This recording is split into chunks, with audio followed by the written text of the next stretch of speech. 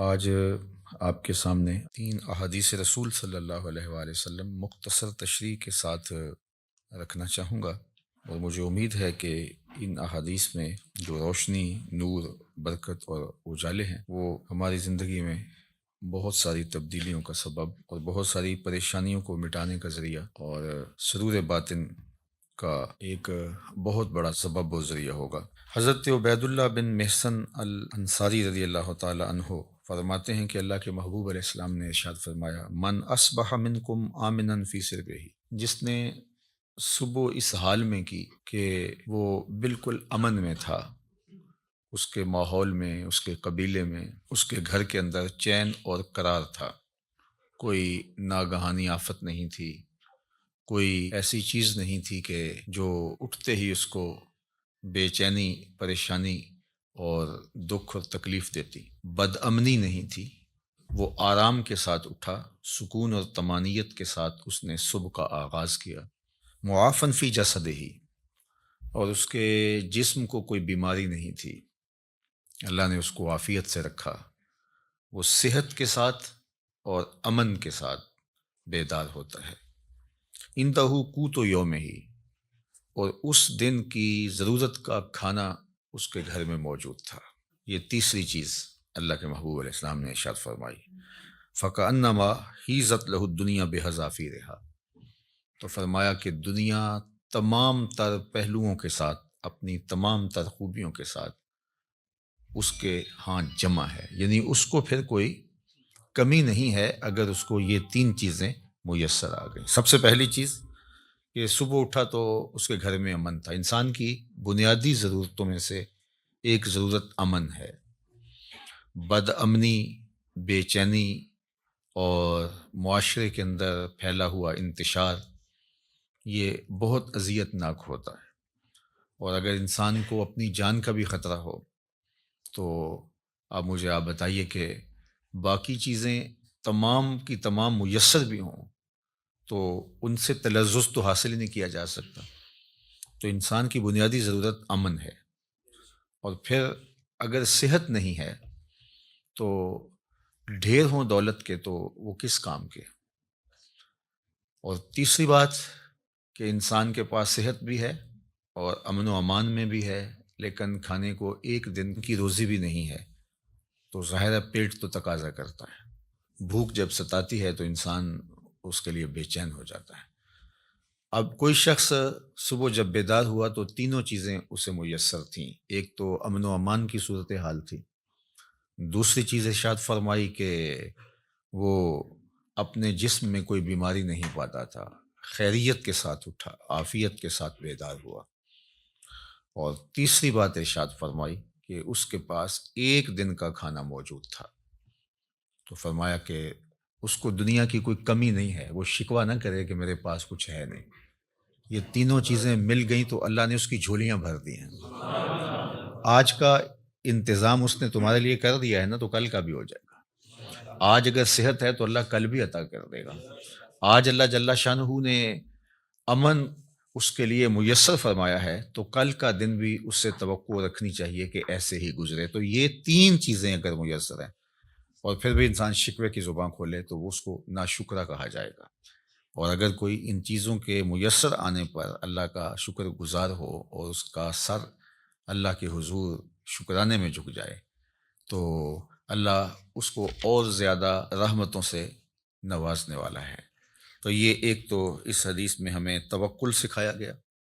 اللہ تعالیٰ جل شانہ پر راضی رہنے کا سبق دیا گیا، خام خواہ ہمیں واویلا کرنے سے منع کیا گیا۔ آپ اپنی سہولت، اپنی طاقت کے مطابق رزق کمانے کے اندر مشغول رہ سکتے ہیں، لیکن اپنے آپ کو اتنا تھکا لینا اس کے لیے کہ زندگی ہی تلخ ہو جائے، یہ کوئی دانش مندی نہیں ہے۔ آج کی تاریخ میں جو ہمارے ساتھ جڑی ہوئی ضرورتیں ہیں ان میں سے بہت ساری ضرورتیں ایسی ہیں کہ جو خود ساختہ ہیں، وہ ہماری ذاتی طور پہ خود ساختہ جڑی ہوئی چیزیں ہیں، یا معاشرت نے خود ساختہ چیزوں کا اتنا بوجھ ہمارے اوپر لاد دیا ہے کہ وہ ہمیں کرنا پڑ رہا ہے۔ اگر معاشرہ اللہ کے رسول صلی اللہ علیہ وآلہ وسلم کے بتائے ہوئے طریق کے مطابق سادگی اختیار کرتا ہے اور میانہ روی کے ساتھ وہ زندگی بسر کرتا ہے تو ان حالات کے اندر بھی زندگی تلخ نہیں ہے۔ لیکن چونکہ ہم دیکھتے ہیں دوسروں کو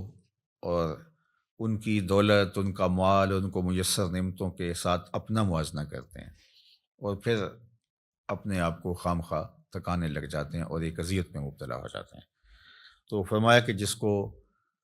اس حال میں صبح ملی کہ وہ امن و امان میں تھا، اس کے جسم کو کوئی بیماری نہیں تھی اور اس کے پاس اس دن کا کھانا موجود تھا، تو اللہ تعالیٰ نے گویا اس کو دنیا کی ساری نعمتیں عطا کر دی ہیں۔ یہ نصیب ہو گیا تو وہ اللہ کا شکر بجا لائے۔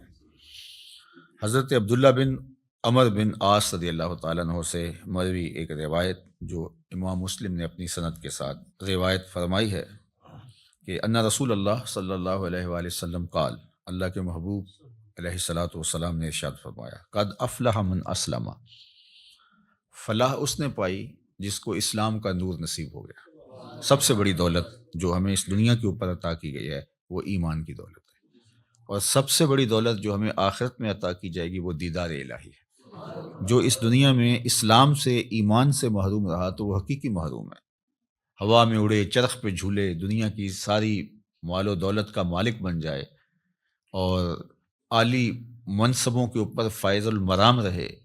دنیا اس کو سلوٹ کرے، عزت وقار کی مسند پہ بیٹھا ہو، دنیاوی اعتبار سے وہ ہواؤں میں اڑتا پھرے، لیکن اگر اس کا سینہ ایمان کے نور سے خالی ہے، کوڑی مول نہیں اس کا، تو سب سے بڑی دولت اس دنیا کے اوپر جو حضرت انسان کو دی گئی ہے وہ اسلام ہے، ایمان کی دولت ہے۔ تو اللہ کے محبوب نے فرمایا قد افلح من اسلم، فلاح اس نے پائی جس کو اسلام مل گیا۔ اللہ اکبر۔ یہاں لفظ جو استعمال کیا گیا ہے وہ افلح ہے، یعنی وہ کامیاب ہوا۔ فلاح کا لفظ جو ہے یہ بہت جامع لفظ ہے اور ہم سب لوگ اس لفظ سے اچھی طرح آگاہ ہیں، شناسا ہیں۔ ہر روز ہمیں ہر نماز کے لیے پکاری گئی اذان میں 2 مرتبہ دعوت فلاح دی جاتی ہے، حی علی الصلاۃ، حی علی الفلاح۔ تو ہمیں کامیابی کی طرف بلایا جاتا ہے، اور فلاح دنیا اور آخرت دونوں جہانوں کی کامیابی کے لیے بولا جاتا ہے۔ تو دنیا میں بھی وہ سرخرو اور کامیاب ہو گیا اور آخرت میں بھی سرخرو اور کامیاب ہو گیا۔ کون؟ جس کو اسلام کا نور دیا گیا۔ اور اس کے مقابلے میں کافر نقصان میں ہے، اس نے فلاح نہیں پائی، چاہے اس نے دولت کے جتنے مرضی ڈھیر جمع کر لیے، تو وہ خسران میں ہے، فلاح میں نہیں ہے۔ وَقَانَ رِزْقُهُ كَفَافًا، ایک تو اس کو اسلام ملا اور دوسرا اس کے پاس گزارے کا رزق میسر تھا، اس کی ضرورت اس سے پوری ہو رہی تھی، وہ فاقوں سے مر نہیں رہا تھا، اس کی ضرورتیں پوری ہو رہی تھی، اس کا بدن برہنہ نہیں تھا، بدن ڈھانپنے کے لیے کپڑے میسر تھے، پرانے سے ہی، بہت مہنگے نہیں، واجبی سے ہی صحیح، اس کو جو ضروریات زندگی ہے وہ میسر ہیں، اور گزارے کا رزق اللہ تعالیٰ نے اس کو عطا کر دیا ہے۔ یہ 2 چیزیں ہوں، اسلام کی دولت اور گزارے کا رزق۔ اب تیسری بات کیا فرمائی؟ وَقَنَّعَهُ اللَّهُ بِمَا آتَاهُ، اللہ جل شانہ نے اس کو یہ جو عطا کیا ہے اس پر وہ مطمئن ہے اور اس پر وہ قناعت کرتا ہے، اس پر وہ راضی ہے کہ مالک تو نے مجھے جس حال میں رکھا ہے میں واہ خوش ہوں اس پر۔ اللہ اکبر۔ تو ایسا شخص کامیاب ہو گیا، یعنی ایمان کا نور نصیب ہے، اسلام کی دولت میسر ہے اور ضرورت کی روزی اس کو نصیب ہو جاتی ہے، اور اس پر وہ راضی بھی ہے، اس پر وہ قانع بھی ہے، خوش ہے کہ مالک میں تیری تقسیم پہ راضی ہوں۔ اللہ سے زیادہ کی اگر وہ طلب کرے اور کوشش اور سعی کرے تو شریعت اس سے بھی نہیں روکتی، لیکن جتنا اس نے عطا کر رکھا ہے اس پہ بھی تو راضی رہے، اس پہ بھی تو خوش رہے۔ اگر نہیں خوش رہے گا تو کیا کرے گا؟ اللہ نے تو جو مقسوم اس کے لیے کیا ہے، جو لکھا ہے وہی ملے گا اس کو، تو اب الٹی چھلانگیں بھی لگائے تو کچھ نہیں کر سکتا۔ تو وہ کوشش کرے، اللہ سے دعا مانگے، اس کی ضرورتیں بڑھ رہی ہیں تو وہ کہے مالک میری ضرورتیں بڑھ رہی ہیں تو مجھے اس کے لیے اپنی جناب سے رزق بھی وسیع عطا کر دے، تو اس میں کوئی حرج نہیں ہے، اس کے لیے اپنے کام کو، کاروبار کو پھیلانے کی سعی کرے، کوشش کرے، لیکن اپنے اوپر مسلط نہ کر لے۔ یہ اس کے ذہن، دل، دماغ میں ہونا چاہیے کہ مالک جہاں تو مجھے رکھے گا میں رہوں گا وہاں راضی، لیکن تو کرم کر کے مجھے اور زیادہ عطا کر دے۔ تو پھر وہ جس حالت میں ہے اس حالت میں بھی خوشی کے ساتھ زندگی بسر کر رہا ہوگا، اور اللہ اس کی حالت اگر بہتر فرما دے تو اس میں بھی اس کو خوشی اور شکر کی کیفیت نصیب ہوگی۔ اور اگر وہ قناعت کا نور نہیں پائے گا تو وہ جس حالت میں ہے اس حالت کے اندر بھی وہ دکھی، پریشان، ہر وقت ٹینشن میں ہوگا۔ اور اگر اس کو زیادہ بھی عطا کر دیا گیا تو یہ جو بیماری اس کو لگ گئی، ناشکری کی، ہر وقت عدم اطمینان کی، وہ آگے چلا گیا، میں بہت پیچھے رہ گیا ہوں، تو آگے تو بہت سارے لوگ ہیں، تو وہ کبھی بھی اس مرض سے چھٹکارا نہیں پا سکے گا۔ وہ کروڑ پتی بھی ہو جائے گا، ارب پتی بھی ہو جائے گا، لیکن اس کے نفس کی کمینگی ختم نہیں ہوگی۔ تو نفس کی کمینگی یہ انسان کو توڑ کے رکھ دیتی ہے۔ حضرت فضالہ بن عبید الانصاری رضی اللہ تعالیٰ عنہ فرماتے ہیں کہ انہ سمع رسول اللہ صلی اللہ علیہ وآلہ وسلم یقول، میں نے حضور علیہ الصلوۃ والسلام کو فرماتے ہوئے سنا تھا، طوبی لمن ہدی الی الاسلام، جس کو ہدایت اسلام نصیب ہوئی اس کو مبارک ہو۔ ایک تو طوبہ سے حضور نے مبارک دی، اور شارحین نے لکھا ہے کہ طوبہ جنت کا درخت بھی ہے، تو حضور نے فرمایا اس کو جنت کا وہ درخت نصیب ہوگا۔ اور جنت کا درخت کوئی ان درختوں کی طرح تھوڑا ہے کہ ایک جگہ پہ ہو اور تھوڑا سا سایہ ہو۔ جنت کے درختوں کے اتنے لمبے اور گھنے سائے ہیں کہ سواری کے اوپر بیٹھ کے کوئی چلے 500 سال تک چلتا رہے تو سایہ ختم نہ ہو۔ تو جس کو جنت میں ایک درخت بھی مل گیا تو اس کو جاگیریں مل گئیں، اللہ اکبر، اور جس کو پھر باغات ملیں گے تو اس کی پھر کیا نعمتیں ہیں۔ تو حضور نے فرمایا طوبہ، یعنی ایک تو اس کو جنت کا درخت طوبہ نصیب ہو، یا پھر اس کو مبارک ہو، لمن ہدی الی الاسلام، جس کو ہدایت اسلام دی گئی، وکانا عیشہ کفافن، اور اس کی زندگی کفایت کی تھی، جو ضرورت تھی اس کی وہ ہی پوری ہو رہی تھی، بس گزارا ہو رہا تھا، محتاج نہیں ہوا تھا، کسی کے آگے ہاتھ پھیلانے کی نوبت نہیں آئی تھی، لیکن بہت زیادہ بھی نہیں تھا، بس گزر اوقات ہو رہی تھی۔ وَقَنَّعَ، اور اس پہ وہ مطمئن بھی تھا۔ یہ مطمئن ہونا اوقع ہے، چونکہ جس حالت میں وہ رکھے اس حالت میں تو رہنا پڑے گا ہی، وہ کیا کرے گا، لیکن اس حالت میں رہ کے اس پر مطمئن ہونا، اصل یہ وہ چیز ہے کہ بندہ کہے کہ مالک میں تیرے اوپر راضی ہوں۔ اور اگر کوئی بندہ اللہ کی اس تقسیم پہ، اس کے دیے گئے پہ راضی ہو جاتا ہے، تو اللہ کے محبوب کا ایک اور فرمان ہے جو سیدنا علی المرتضیٰ رضی اللہ تعالیٰ عنہ سے مروی ہے، کہ جو اللہ کے دیے گئے تھوڑے رزق پہ راضی ہو گیا، اللہ کے محبوب فرماتے ہیں اللہ اس کے تھوڑے عملوں پہ راضی ہو جائے گا، کہ بندے تجھے ضرورت بھی تھی اور پھر بھی تو میرے دیے پہ راضی ہو گیا، تھوڑے پہ راضی ہو گیا۔ دیکھو اللہ کے ہاں کیا کمی ہے، تھوڑا دے دے یا زیادہ دے دے، لیکن اگر وہ تھوڑا دیتا تو وہی جانتا ہے کیوں دیتا ہے، اور اگر وہ زیادہ دیتا ہے تو وہی جانتا ہے کیوں دیتا ہے۔ بعض اوقات ایسے لوگوں کو اتنا فراواں مال دیا ہوتا ہے کہ بندہ کہتا ہے کہ یار اس کو اتنا مال ہو، اس کو پتہ بھی نہیں ہوتا، نہ اس کے پاس کوئی فہم ہوتا ہے، نہ اس نے کوئی منصوبہ بندی ہوتی ہے، تو وہ جس طرح چھت پھاڑ کے دینے والا معاملہ ہوتا ہے۔ اور بڑے بڑے ملازمین اس کے آگے پیچھے ہو رہے ہوتے ہیں، وہ کسی کام کا آدمی نہیں ہوتا۔ میاں صاحب نے کہا تھا بے وقوفاں دے نوکر ویکھے، دانش مند سیانے، تو بڑی دولت دے دیتا ہے۔ اور بعض بہت پڑھے لکھے، سمجھدار، معاملہ فہم، لیکن بیچارے بمشکل اپنا گھر چلا رہے ہوتے ہیں۔ اب یہ اس کی تقسیم ہے۔ ہاں اگر قناعت مل گئی، شکر گزاری کا جذبہ مل گیا، وہ جس کو زیادہ دیا اس کو بھی اور جس کو کم ملا اس کو بھی، تو پھر اللہ کی طرف سے کامیابی ہے، وہ پھر فالح ہے۔ چونکہ اگر وہ یہ جذبہ دے دے تو پھر گزارے کے رزق پر بھی قناعت، اللہ پہ راضی رہنے کا جذبہ اور توفیق بہت بڑی سعادت ہے۔ اور اگر یہ نور نصیب نہ ہو قناعت کا اور اللہ پہ راضی رہنے کا، تو پھر کروڑوں اربوں کے باوجود بھی انسان ناشکرہ ہی رہتا ہے۔ وہ کہتا ہے نہیں بس چل ہی نہیں رہا جی، آج کل ہیں ہی بہت مشکلات۔ میں ایک دفعہ ایک سفر پہ تھا تو ایک شخص مجھے ملا، کوئی تقریب تھی، اس کے بعد مصافحہ کرتے ہوئے، تو جس طرح ایک روٹین کے ساتھ کیا حال ہے، کیسے ہیں، تو اس کے کپڑے کچھ پھٹے ہوئے تھے، لوگ مل رہے تھے، تو میں ہر ایک سے پوچھ رہا تھا کیسے ہیں جناب، کیسی طبیعت ہے۔ تو میں نے جب اس سے پوچھا تو اس نے کہا اللہ کا بڑا کرم ہے۔ جب ہاتھ اٹھایا تو یہاں سے اس کی قمیض پھٹی تھی، لٹک رہی تھی۔ تو اس کے اس انداز سے میں رک گیا اور میں اس کو کہا کہ آپ مجھے دوبارہ ملیے گا، جب لوگوں سے ملاقات ہوگی تو پھر میں نے کہا اور سنائیں کیسے ہیں، تو کیا کر رہے ہیں؟ تو وہ کہنے لگا کہ میرے پاس 6 کنال زمین ہے، اس میں تھوڑی سی کاشت کر لیتا ہوں، اور اس زمین سے میں نے 10 مرلے جگہ مسجد کے لیے وقف کی ہے، اور میں خود مسجد بنا رہا ہوں، بس آپ دعا کریں کہ اللہ کا گھر بن جائے۔ وہ تھوڑا تھوڑا کماتا ہوں، کچھ بچوں کو دیتا ہوں، اور کوئی بچتا ہے، اور کوئی اور بھی اگر تعاون کرتے تو اس کی مہربانی، ورنہ میرا عزم ہے کہ اس کو بنانا ہے۔ تو وہ کوئی عالی شان دنیاوی اعتبار سے تو نہیں بنے گی، لیکن جیسے بھی، تو میری بس آرزو ہے کہ میں زندگی میں مسجد کو مکمل ہوتا دیکھ لوں بس۔ اب اس نے ہاتھ کھڑا کیا تو یہاں سے پھٹی ہوئی قمیض لٹک رہی تھی، لیکن ایسے ہاتھ اس کا، اللہ کا شکر ہے۔ میں کہتا ہوں یہ شہنشاہوں کو بھی نصیب نہیں ہے، جو چین کی نیند اس سے آتی ہوگی کسی اور کو آ سکتی ہے۔ تو اللہ پہ اگر آپ راضی رہنا سیکھ جائیں تو پھر جس حالت میں ہوں گے تو اللہ آپ سے راضی ہو جائے گا، اور اگر نہیں سیکھیں گے تو اربوں خربوں کے بعد بھی وہ بعض کروڑ پتی ارب پتی ان سے رواجن ہی پوچھتے ہیں جناب کیسے حال ہے، وہ کہتے ہیں چل ہی رہا ہے، اور وہ کہتے ہیں اللہ کا فضل ہے۔ تو اس کے چہرے کے اوپر پھیلی ہوئی خوشی، اس کی جو باڈی لینگویج ہے وہ بتا رہی ہے کہ یہ شخص کتنا خوش ہے اپنے رب پہ،